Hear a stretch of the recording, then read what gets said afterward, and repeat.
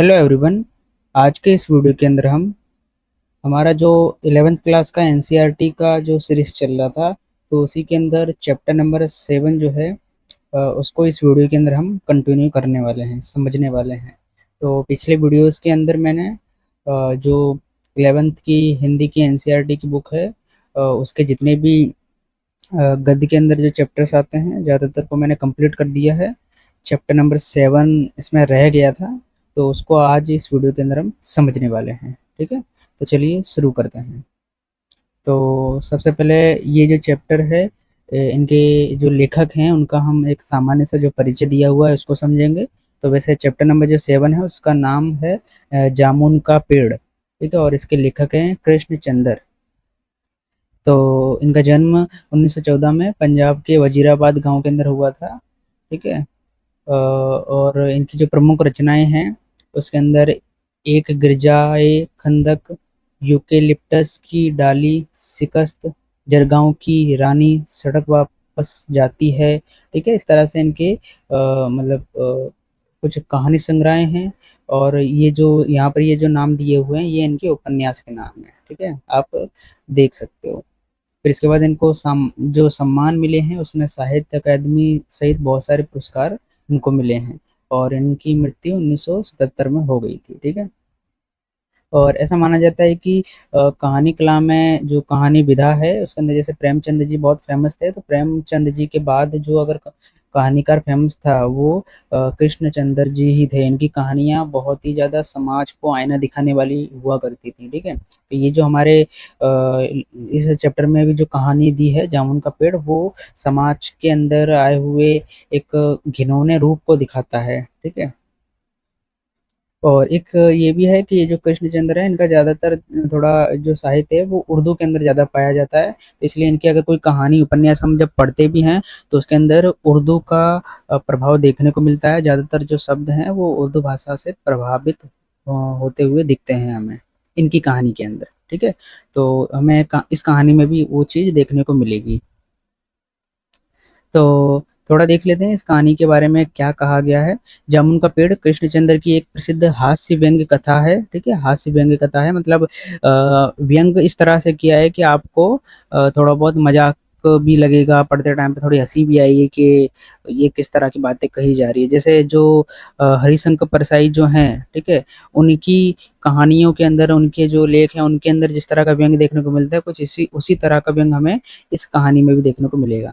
हास्य व्यंग के लिए चीज़ों को अनुपात से ज़्यादा फैला फुलाकर दिखलाने की परिपाटी पुरानी है और यह कहानी भी उसका अनुपालन करती है। इसलिए यहाँ घटनाएं अति संयुक्तिपूर्ण और अविश्वसनीय जान पड़े तो कोई हैरत नहीं है। ठीक है, तो जो हास्य व्यंग होता है उसके अंदर बात को बहुत बड़ा चढ़ा के बताया जाता है, हमें हंसी सी आती है। ठीक है, बात जब ऐसी बोली जाती है उसके अंदर तो, और थोड़ा अतिशयोक्ति भी देखने को मिलेगी। तो ये कोई नई चीज़ नहीं है, ये हास्य व्यंग के अंदर ये चीज़ होती ही है। विश्वनीयता ऐसी रचनाओं के मूल्यांकन की कसौटी नहीं हो सकती है। ठीक है, तो मतलब इसमें जो बातें कही जा रही हैं उसको आप वैलिड करने जाओगे तो ऐसा कुछ नहीं होगा, आप उसके प्रति जो तर्क दोगे वैसा कुछ भी हो नहीं सकता है। ठीक है, जस्ट कुछ सामने रखने के लिए, आपके सामने कुछ बातें लाने के लिए थोड़ा मजाकिया तौर पर उसको कहा जाता है इसके अंदर, हास्य व्यंग्य के अंदर। प्रस्तुत पाठ में हँसते-हँसते ही हमारे भीतर इस बात की समझ पैदा होती है कि कार्यालयी तौर तरीकों में पाया जाने वाला विस्तार कितना निरर्थक और पदानुक्रम कितना हास्यास्पद है। बात यह तक नहीं रहती, इस व्यवस्था के संवेदन शून्य एवं अमानवीय होने का पक्ष भी हमारे सामने आता है। ठीक है, तो ये जो कहानी है ये कार्यालयों के अंदर जो तौर तरीके हैं, ठीक है, और उसमें जो निरर्थक जो पद दिए हुए हैं, जो प्रोसेस रहती है, ठीक है, जो हमारे खासकर चलो हम भारत का ही एग्जांपल ले लें तो कभी कभी हमें भी ये चीज़ देखने को मिलती है कि कोई काम के लिए जो पूरा प्रोसेस बनाया गया ना ये कितना फालतू है। ठीक है, हमें लगता है कि यार फिर अगर मान लो किसी को राशन कार्ड बनवाना है तो पहले ये कार्यालय जाओ, वो कार्यालय के बाद ये कार्यालय, उसके बाद ये कार्यालय, फिर यहाँ वहाँ वहाँ, मतलब पूरा व्यक्ति 1 महीना उसका बर्बाद हो जाता है कार्यालयों के चक्कर लगाते-लगाते। तो ऐसा प्रोसेस रखना कोई ज़रूरी है क्या? ठीक है? और हर विभाग के अंदर जो पद बनाए गए हैं, ठीक है? उल्टे-सीधे जो पद बने हुए हैं और इतने सारे विभाग बना दिए गए हैं, क्या ये ज़रूरी है क्या? ठीक है? और एक ये तो चलो एक ये सिस्टम के अंदर ये गलतियाँ हमें देखने को मिली। दूसरा ये है कि ये जो सिस्टम जो है इसके अंदर संवेदन शून्यता देखने को मिलती है, ठीक है? मतलब इमोशंस ही नहीं है। अगर कोई व्यक्ति सच में परेशान है तो मतलब उसको देखा ही नहीं जाता है। मतलब जो विभाग है वो अपने नियम कानूनों पे चलने लगता है कि नहीं, हमारे लिए नियम कानून पहले आएगा, इंसान मरता रहे, कुछ भी होता रहे, वो हमें नहीं देखना है, ठीक है? तो वो चीज़ भी हमें इसके अंदर कहानी के अंदर देखने को मिलेगी। तो चलिए कहानी को पढ़ना स्टार्ट करते हैं। जामुन का पेड़। रात को बड़े जोर का झक्कड़ चला, ठीक है? झक्कड़ ये जो शब्द दिया हुआ है, झक्कड़ यानी होता है जो तूफान आता है उसको हम झक्कड़ बोलते हैं, ठीक है? ये शायद उर्दू भाषा का शब्द है, ऐसा कुछ होगा। तो झक्कड़ यानी तूफान। तो रात को बहुत ज़्यादा तेज तूफान आया था। अब उससे हुआ क्या है, सेक्रेटेरिएट के लॉन में जामुन का पेड़ गिर पड़ा, ठीक है? जो लॉन लॉन यानी घास का मैदान होता है ना, उसको बोला जाता है। तो सेक्रेटेरिएट के लॉन में जामुन का एक पेड़ गिर पड़ा, ठीक है? तो जो सेक्रेटेरिएट थे, ठीक है, तो उस उनके यहाँ पे जो मैदान था उसमें जामुन का पेड़ गिर जाता है। सवेरे को जब माली ने देखा तो उसे पता चला कि पेड़ के नीचे एक आदमी दबा पड़ा है। तो भाई उस पेड़ के नीचे आदमी भी दबा पड़ा है, ये ऐसे किसने देखा है? माली ने देखा है। ओके, माली ने देखा है, ये याद रखना पड़ेगा।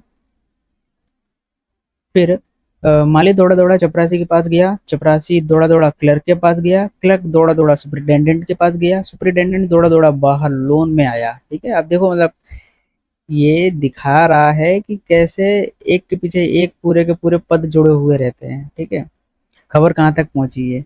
अब देखो लास्ट में कौन आया है? सुपरिटेंडेंट आया है दौड़ा-दौड़ा और आके देखता है वो। मिनटों में गिरे हुए पेड़ के नीचे दबे हुए आदमी के चारों ओर भीड़ इकट्ठी हो गई, ठीक है? तो भाई चारों तरफ भीड़ इकट्ठी हो गई है, कुछ इस तरह का सीन था ये रहा।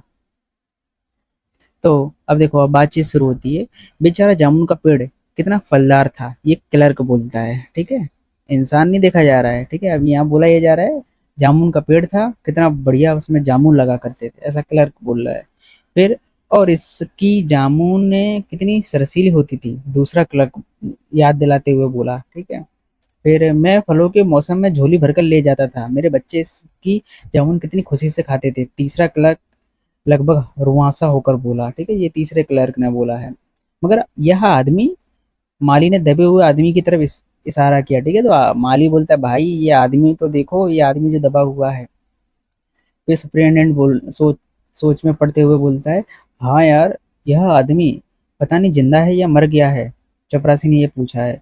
मर गया होगा, इतनी भारी पेट जिसकी पीठ पर गिरे वह बच कैसे सकता है? दूसरा चपरासी बोलता है, ठीक है ये बात। फिर नहीं, मैं जिंदा हूँ, दबे हुए आदमी ने बड़ी कठिनता से कहराते हुए कहा। जिंदा है? एक क्लर्क ने ताज्जुब से कहा, ठीक है? तो भाई जो दब गया है आदमी वो बोलता है कि भाई अपने जिंदा हैं। और फिर क्लर्क को ताज्जुब होता है ये सुन के। पेड़ को हटाकर इसे जल्दी से निकाल लेना चाहिए, माली ने सुझाव दिया। तो सुझाव कौन देता है? माली देता है कि पेड़ को हटाकर इसको निकालते हैं। मुश्किल मालूम होता है, एक सुस्त कम कामचोर और मोटा चपरासी बोला। पेड़ का तना बहुत भारी और वजनी है, ठीक है? तो जो दूसरा चपरासी ये बोलता है कि भाई ये थोड़ा हार्ड काम है, नहीं हो सकता है ये। क्या मुश्किल है? माली बोला। अगर सुपरिटेंडेंट साहब हुक्म दे तो अभी 15-20 माली चपरासी और क्लर्क लगाकर पेड़ के नीचे से दबे हुए आदमी को निकाला जा सकता है, ठीक है? तो एक जो उसमें माली है वो थोड़ा दिमाग चला रहा है, बोले अगर बस ऑर्डर मिल जाए हमें ऊपर से तो हम सब कुछ और मिल 15-20 माली आ जाएंगे और यहाँ पे जो कुछ आदमी खड़े हैं हम सब मिलके पेड़ को हटा देंगे और आदमी बच जाएगा। अब माली ठीक कहता है। बहुत से क्लर्क एक साथ बोल पड़े, लगाओ जोर, हम तैयार हैं, ठीक है? एक साथ बहुत से लोग पेड़ को उठाने को तैयार हो गए। ठहरो, सुपरिटेंडेंट बोला, ठीक है? तो जो सुपरिटेंडेंट है वो बोलता है रुको, मैं अंडर सेक्रेटरी से पूछ लूँ, ठीक है? वो थोड़ा और जो उसके ऊपर का पदाधिकारी है उससे पूछेगा कि मैं अंडर सेक्रेटरी से पूछ के आता हूँ।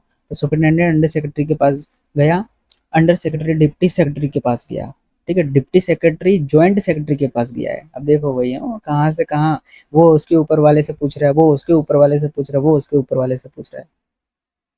अब ये कौन है? जॉइंट सेक्रेटरी चीफ सेक्रेटरी के पास गया है और चीफ सेक्रेटरी मिनिस्टर के पास गया है। मिनिस्टर ने चीफ सेक्रेटरी से कुछ कहा, चीफ सेक्रेटरी ने जॉइंट सेक्रेटरी से कुछ कहा, जॉइंट सेक्रेटरी ने डिप्टी सेक्रेटरी से कुछ कहा, ठीक है? मतलब सुपरिटेंडेंट से लेकर लास्ट में मिनिस्टर तक बात पहुंची। मिनिस्टर तक जब मतलब बात पहुँची है कि भई निकालना चाहिए कि नहीं निकालना चाहिए, तो फिर उसने कुछ बात कही होगी, तो फिर वो भी अब होते हुए नीचे तक आई ये बात। तो डिप्टी सेक्रेटरी ने अंडर सेक्रेटरी से कहा, फाइल चलती रही, इसी में आधा दिन बीत गया, ठीक है। अब यही सारी जो रामायण होती रही, इसी के अंदर ही पूरा का पूरा आधा दिन निकल जाता है। दोपहर के खाने पर दबे हुए आदमी के चारों ओर बहुत भीड़ हो गई थी। लोग तरह तरह की बातें कर रहे थे। कुछ मनचले क्लर्कों ने समस्या को खुद ही सुलझाने चाहा। ठीक है, तो जो कुछ थोड़े मनचले क्लर्क थे वो सोचते कि चलो हम आपस में ही इसका कुछ समाधान निकाल लेते हैं। वे हुकूमत के फैसले का इंतजार किए बिना पेड़ को अपने आप हटा देने का निश्चय कर रहे थे कि इतने में सुपरिटेंडेंट फाइल लिए लिए भागा आया। बोला, हम लोग खुद इस पेड़ को नहीं हटा सकते, हम लोग व्यापार विभाग से संबंधित हैं और यह पेड़ की समस्या जो कृषि विभाग के अधीन है। ठीक है, तो एक चीज हमें याद रखना है, ये जो सुपरिटेंडेंट थे ये किस विभाग से थे, ये किस विभाग से जुड़े हुए थे, तो ये व्यापार विभाग से थे। ठीक है, कॉमर्स मिनिस्ट्री होगी लोगों की, तो इसकी वजह से ये लोग मतलब नहीं कर सकते हैं ऐसा, ये तर्क देता है, सुपरिटेंडेंट तर्क देता है और ये बोलते ये है कि ये पेड़ है तो पेड़ तो भाई कृषि विभाग के अंदर आ जाता है। ठीक है, तो इसको वही लोग देखेंगे। मैं इस फाइल को अर्जेंट मार्क करके कृषि विभाग में भेज रहा हूँ, वहाँ से उत्तर आते ही इस पेड़ को हटवा दिया जाएगा। ठीक है, तो जो सुपरिटेंडेंट है वो बोलता है कि ये अपने विभाग के अंदर आता नहीं है और ये कृषि विभाग में आता है, मैं वहाँ ये फाइल भेज रहा हूँ और तुरंत के तुरंत वो लोग आके इसको हटवा देंगे। अब दूसरे दिन, ठीक है, दूसरे दिन कृषि विभाग से उत्तर आया कि पेड़ व्यापार विभाग के लोन में गिरा है, इसलिए इस पेड़ को हटवाने या न हटवाने की जिम्मेदारी व्यापार विभाग पर पड़ती है। अब कृषि विभाग ने क्या उत्तर दिया है कि पेड़ जो है वो व्यापार विभाग के लोन में गिरा है, तो इसको हटाना ना हटाने का जो फैसला है वो उसी विभाग के लोग कर सकते हैं, हम क्यों करेंगे। तो यह उत्तर पढ़कर व्यापार विभाग के को गुस्सा आ गया। उन्होंने फौरन लिखा कि पेड़ों को हटवाना या न हटवाने की जिम्मेदारी किसी कृषि विभाग पर लागू होती है, व्यापार विभाग का इसमें कोई संबंध नहीं है। ठीक है, तो वो लोग ये रिप्लाई दे देते हैं व्यापार विभाग वाले। अब दूसरे दिन भी फाइल चलती रही, शाम को जवाब आ गया, हम इस मामले को हॉर्टिकल्चर डिपार्टमेंट के हवाले कर रहे हैं। जो हॉर्टिकल्चर डिपार्टमेंट होता है वो ये होता है कि वो जो फल फूल किस तरह से उगते हैं इन सब चीज़ों की मतलब देखा रेखी की जाती है हॉर्टिकल्चर डिपार्टमेंट में। तो अब ये लोग कृषि विभाग की जगह अब हॉर्टिकल्चर डिपार्टमेंट को फाइल भेज देते हैं, क्योंकि यह एक फलदार पेड़ का मामला है और एग्रीकल्चर डिपार्टमेंट अनाज और खेतीबाड़ी के मामलों में फैसला करने का हकदार है। जामुन का पेड़ चूंकि एक फलदार पेड़ है, इसलिए यह पेड़ हॉर्टिकल्चर डिपार्टमेंट के अंदर अंतर्गत आता है। ठीक है, अब सोचो ये क्या तर्क दे रहे हैं लोग। अ, वो फलदार पेड़ था, ठीक है, यानी उसपे फल लगते थे। अब फल हैं इसकी वजह से इसका जो मामला है वो हॉर्टिकल्चर डिपार्टमेंट पे जाना चाहिए, क्योंकि वही लोग फल-वल देखते हैं चीज़ों को। और एग्रीकल्चर वाले इसलिए नहीं लेंगे क्योंकि वो लोग अनाज और खेती देखते हैं। बोलो, क्या कह सकते हैं? और सच में यही होता है, सरकारी विभागों में क्या का क्या समझ के ही मामला इधर से उधर किया जाता है। रात को माली ने दबे हुए आदमी को दाल भात खिलाया। ठीक है, क्या खिलाया था? दाल भात, ही याद रखना पड़ेगा अपने को। कौन खिलाता है? माली खिलाता है। जबकि उसके चारों तरफ पुलिस का पहरा था कि कहीं लोग कानून को अपने हाथ में लेकर पेड़ को खुद से काट हटवाने की कोशिश ना करें। देखो पुलिस पुलिस सब है और है ना, और मतलब इसलिए खड़े हैं कि कोई कानून को हाथ में ना ले ले। अगर एक पुलिस कांस्टेबल को दया आ गई और उसने माली को दबे हुए आदमी को खाना खिलाने की इजाज़त दे दी, ठीक है? तो वो खाना खिला देता है। माली ने दबे हुए आदमी से कहा, तुम्हारी फाइल चल रही है, उम्मीद है कल तक फैसला हो जाएगा। दबा हुआ आदमी कुछ नहीं बोला, ठीक है, बेचारा दबा हुआ है, क्या बोलेगा। माली ने पेड़ के तने को ध्यान से देखकर कहा, अच्छा हुआ कि तना तुम्हारे कूल्हे पर गिरा, अगर कमर पर गिरता तो रीढ़ की हड्डी टूट जाती। ठीक है, तो जो माली है वो ज्ञान दे रहा है थोड़ा कि अच्छा हुआ ये थोड़ा कूल्हे पर गिरा है, कमर पर गिरता तो रीढ़ की हड्डी टूट जाती। दबा हुआ आदमी फिर भी कुछ नहीं बोला। ठीक है, भाई उसकी हालत टाइट है, वैसे में क्या बोलेगा। माली ने फिर कहा, तुम्हारा यहाँ कोई वारिस है तो मुझे उसका अता पता बताओ, मैं उन्हें खबर देने की कोशिश करूंगा। ठीक है, अब माली है थोड़ा बोल रहा है कि तुम्हारा अगर कोई यहाँ पर रहता है, कोई जान पहचान का है तो बता दो, मैं वहाँ तक खबर पहुँचा दूंगा तुम्हारी। अब जो दबा हुआ है वो बोलता है कि मैं लावारिस हूँ। ठीक है मतलब यहाँ पे सबके सब नमूने ही है, ऐसा लग रहा है कहानी को पढ़ के। अब वो मतलब जो दबा हुआ है वो बोल रहा है कि मैं लावारिस हूँ। दबे हुए आदमी ने बड़ी मुश्किल से कहा, ठीक है, वो बड़ा मुश्किल से बोलता है कि मैं तो भाई लावारिस हूँ। माली खेद प्रकट करता हुआ वहां से हट गया, ठीक है, तो वो चला जाता है, माली चला जाता है। अब देखो तीसरा दिन आ गया है। तीसरे दिन हॉर्टिकल्चर डिपार्टमेंट से जवाब आ गया, बड़ा कड़ा जवाब था और व्यंग्यपूर्ण, ठीक है। अब उन लोगों ने भी कुछ तर्क लगा के कुछ मस्त रिप्लाई दिया है, देखो क्या देते हैं वो लोग। हॉर्टिकल्चर डिपार्टमेंट का सेक्रेटरी साहित्य प्रेमी आदमी जान पड़ता था, ठीक है, तो साहित्य प्रेमी था। कौन से डिपार्टमेंट का आदमी साहित्य प्रेमी था, ये क्वेश्चन पूछ सकते हैं, तो हॉर्टिकल्चर डिपार्टमेंट का। उसने लिखा था, देखो उसने लिखा क्या है। आश्चर्य है इस समय जब हम पेड़ लगाओ स्कीम ऊंचे स्तर पर चला रहे हैं, हमारे देश में ऐसे सरकारी अफसर मौजूद हैं जो पेड़ों को काटने का सुझाव देते हैं, और वह भी एक फलदार पेड़ को, और वह भी जामुन के पेड़ को, जिसके फल जनता बड़े चाव से खाती है। हमारा विभाग किसी हालत में इस फलदार वृक्ष को काटने की इजाजत नहीं दे सकता, ठीक है। तो वो बोल ये रहा है, तर्क क्या दे रहा है कि भाई हम तो अभी ऐसे ऐसे योजना चला रहे हैं कि पेड़ लगाओ, ठीक है। तो हम ये कैसे कर सकते हैं कि किसी पेड़ को काट दें, वो उसमें भी फल वाले पेड़ को हम कैसे काट सकते हैं, जिसके फल, वो भी जामुन के फल को, जिसको लोग चाव से खाते हैं, मजे से खाते हैं, ऐसे ऐसे पेड़ को हम कैसे काट देंगे। ये तर्क आया है हॉर्टिकल्चर डिपार्टमेंट की तरफ से। अब क्या किया जाए इस पर। एक मंचले ने कहा, अगर पेड़ काटा नहीं जा सकता तो इस आदमी को ही काट कर निकाल लिया जाए, ठीक है। तो सोचो क्या तर्क दे रहे हैं लोग। एक ने बोला है कि एक काम करते हैं, पेड़ नहीं काट सकते तो ये आदमी को ही काट कर निकाल लेते हैं। बोलो। यह देखिए, उस आदमी ने इशारे से बताया, अगर इस आदमी को ठीक बीच में से यानी धड़ से काटा जाए तो आधा आदमी इधर से निकल जाएगा, आधा आदमी उधर से बाहर आ जाएगा और पेड़ वहीं का वहीं रहेगा, ठीक है। तो सोचो क्या ज्ञान दे रहे हैं। एक काम करते हैं, अर्धा आगे से काट देते हैं, अर्धा पीछे से काट देते हैं, तो इंसान निकल जाएगा, ठीक है। मगर इस तरह तो मैं मर जाऊंगा, दबे हुए आदमी ने आपत्ति प्रकट करते हुए कहा। यह भी ठीक कहता है, एक क्लर्क बोला, ठीक है। तो वो जब जो आदमी दबा हुआ है वो बोलता है कि भाई ये तो जो ज्ञान दे रहा है कि आगे पीछे से काट डालो, ठीक है, तो मैं तो मर जाऊंगा ऐसा अगर होगा तो। तो आदमी को काटने वाली युक्ति प्रस्तुत करने वाले ने भरपूर विरोध विरोध किया। आप जानते नहीं आजकल प्लास्टिक सर्जरी कितनी उन्नति कर चुकी है। मैं तो समझता हूँ अगर इस आदमी को बीच में से काट कर निकाल लिया जाए तो प्लास्टिक सर्जरी से धड़ के स्थान से इस आदमी को फिर से जोड़ा जा सकता है, ठीक है। देखो क्या बोल रहे हैं कि काट देते हैं इसको, इसके सर के यहाँ से काट देंगे, बाद में प्लास्टिक सर्जरी के माध्यम से इसके धड़ को जोड़ दिया जाएगा उससे। इस बार फाइल को मेडिकल डिपार्टमेंट में भेज दिया गया, ठीक है। अब देखो कहाँ गया है, मेडिकल डिपार्टमेंट में गई है। ये सीक्वेंस अपने को पता रहना चाहिए, पहले गया ये व्यापार विभाग के पास था क्योंकि वहीं पेड़ गिरा था। उसके बाद उन लोगों ने कृषि विभाग में भेजा, उसके बाद हॉर्टिकल्चर डिपार्टमेंट में गया, ठीक है। अब उसके बाद मेडिकल डिपार्टमेंट में भेजा गया है इसको। मेडिकल डिपार्टमेंट ने फौरन एक्शन लिया, जिस दिन फाइल उनके विभाग में पहुंची उसके दूसरे दिन ही उन्होंने अपने विभाग का सबसे योग्य प्लास्टिक सर्जन छानबीन के लिए भेज दिया। सर्जन ने दबे हुए आदमी को अच्छी तरह से टटोल कर उसका स्वास्थ्य देखकर खून का दबाव देखा, नाड़ी की गति को परखा, दिल और फेफड़ों की जांच करके रिपोर्ट भेज दी कि इस आदमी का प्लास्टिक ऑपरेशन तो हो सकता है और ऑपरेशन सफल भी होगा, मगर आदमी मर जाएगा। गजब है यार। क्या काम की रहेगी फिर प्लास्टिक सर्जरी, ठीक है। तो देखो जो मेडिकल डिपार्टमेंट से जो प्लास्टिक सर्जन आया था उसने वो सब कुछ चेक की, रिपोर्ट बनाई, ठीक है। रिपोर्ट में लास्ट में कंक्लूजन ये निकला कि ऑपरेशन तो सक्सेसफुल रहेगा, बस इंसान मर जाएगा। इसलिए यह फैसला भी रद्द कर दिया गया। रात को माली ने दबे हुए आदमी के मुंह में खिचड़ी डालते हुए उसे बताया कि अब मामला ऊपर चला गया है।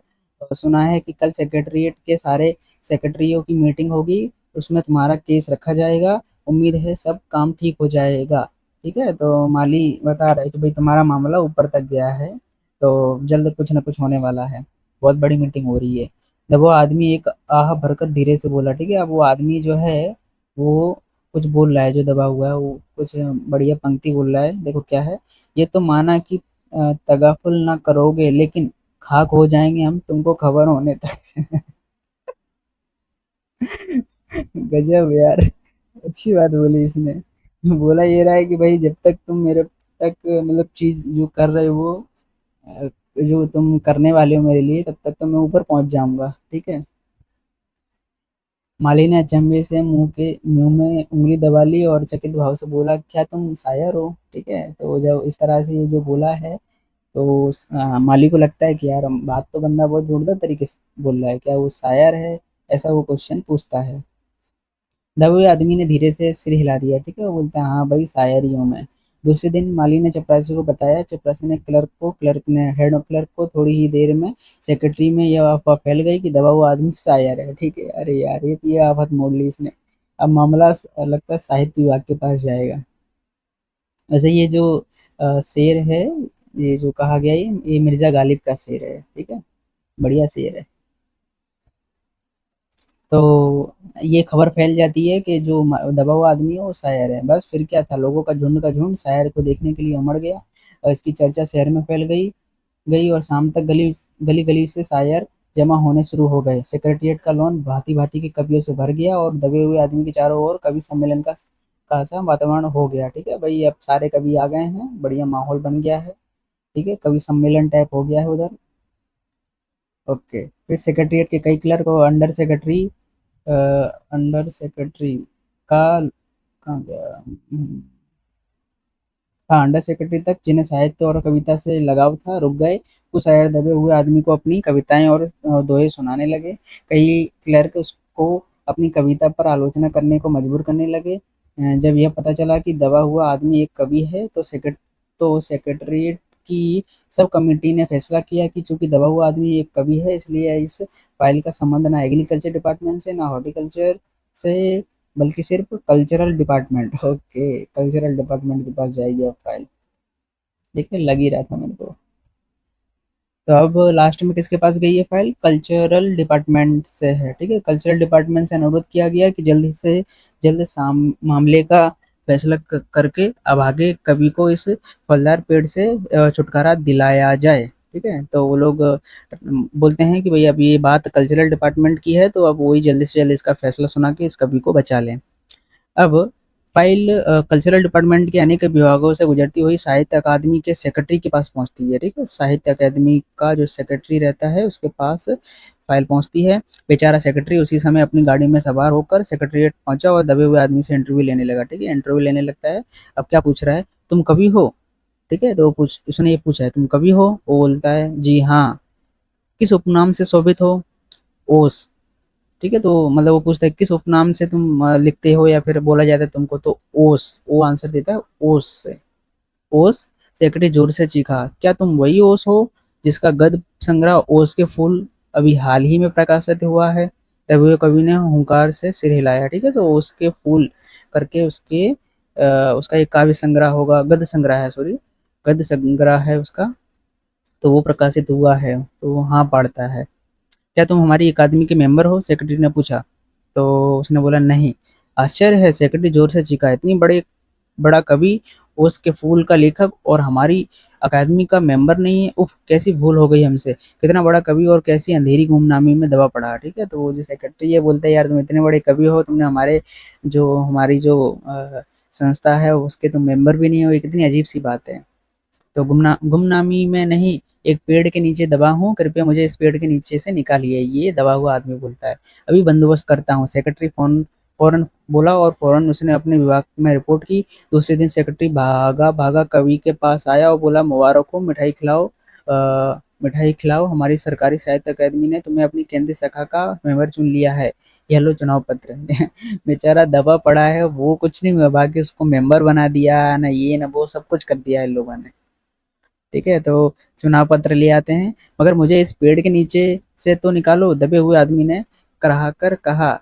उसकी सांस बड़ी मुश्किल से चल रही थी और उसकी आंखों में मालूम होता है था कि वह घोर पीड़ा और दुख में पड़ा है। तो भाई वो बहुत ज्यादा दर्द में है, ये दिख रहा है उसके चेहरे से, आंखों से।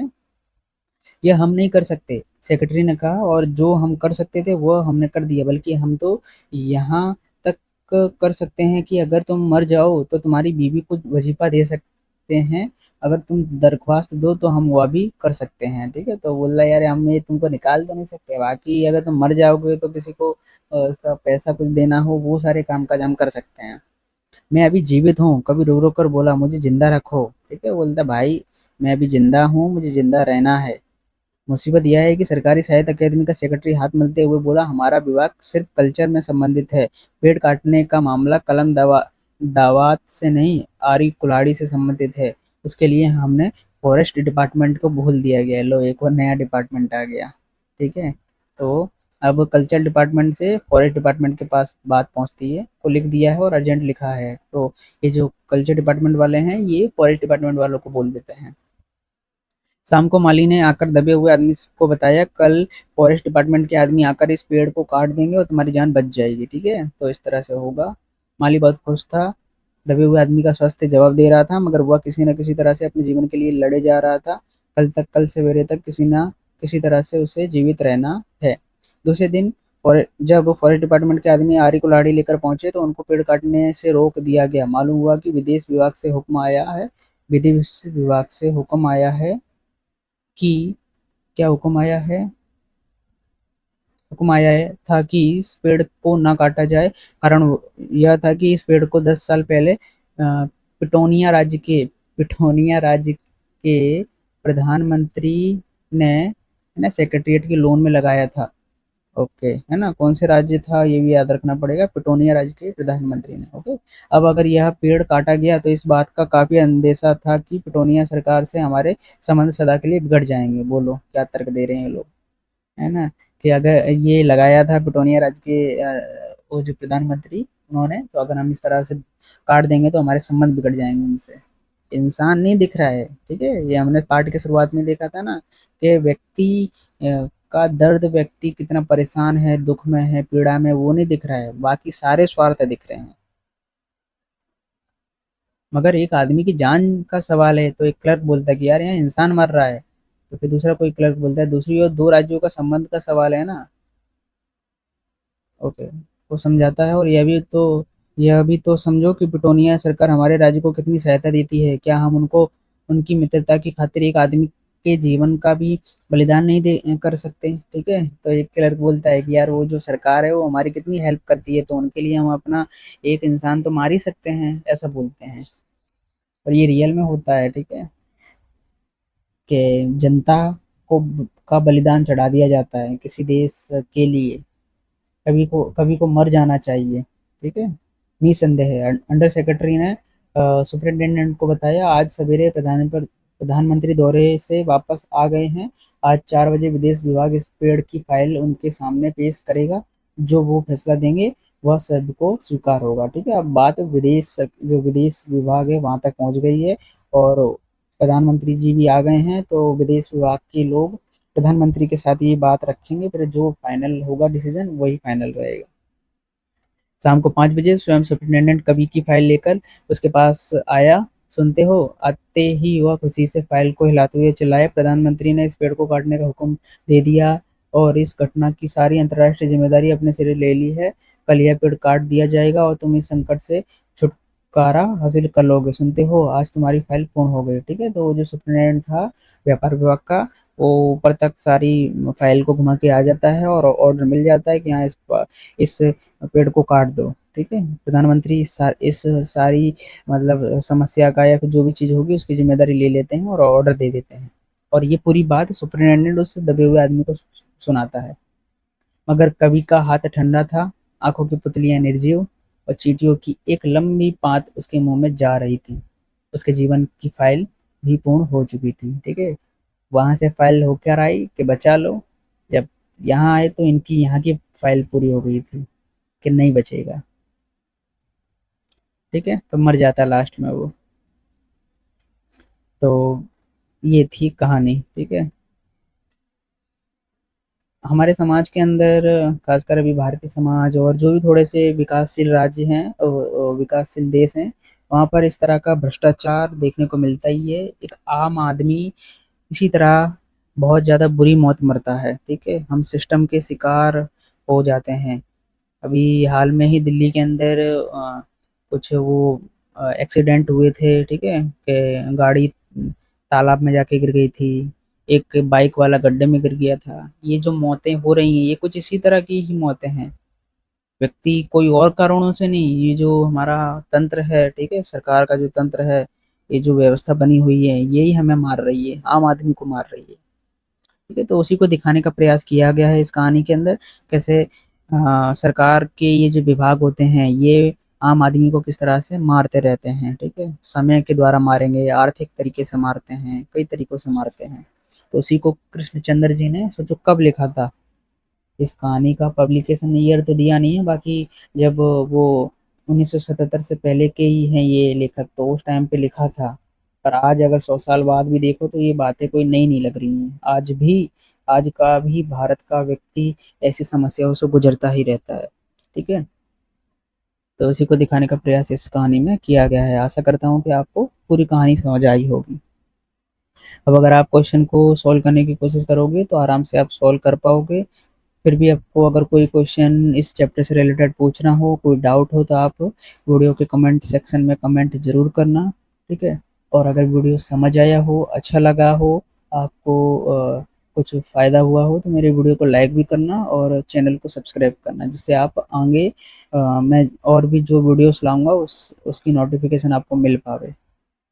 तो मिलते हैं हम अगले नई वीडियो के अंदर।